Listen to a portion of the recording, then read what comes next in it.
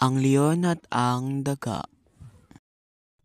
Isang araw sa kagubatan ni minutulog na leon sa ilalim ng puno na katatapos ng kumain. Ilang minuto nakita ito ng daga na masayang naglalakad papunta sa leon.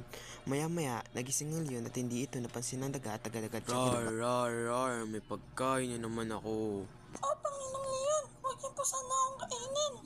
Rar, rar, rar, gutom na ako. Magdasal ka na lang, munting daga. Wag po, pangako ko po sa inyo, tutulungan ko kayo pag kayo ay nangangailangan. Basta pakawalan niyo lang po ako, Panginoong Leon. Ha ha ha ha, paano ka makakatulong sa akin ang liit-liit mo? Kahit maliit ako, buong puso akong tutulong sa nangangailangan ng tulong.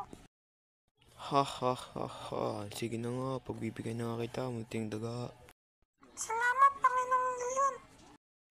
At umalis na nga ang daga. Pagkalipas ng ilang araw ay may isang taong nangangaso sa gubat. Naglakbay ang mga ngaso sa gubat. Ilang minuto nakita ng mga ngaso ang leon at agad-agad itong nilapitan at tinuli. Tulong! Tulong! Sigaw ng leon.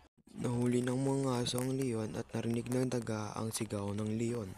Tumalon ang daga at kinagat ang pukot at nakawala na ang leon. Salamat sa pagligtas sa akin, munting daga. Walang anuman po, Panginoong Leon. Simula ngayon, magkaibigan na tayo, munting daga.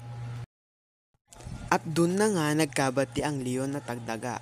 Higit pa dyan ay naging matalik pa silang magkaibigan at doon nagtatapos ang kwento ng leon at ang daga.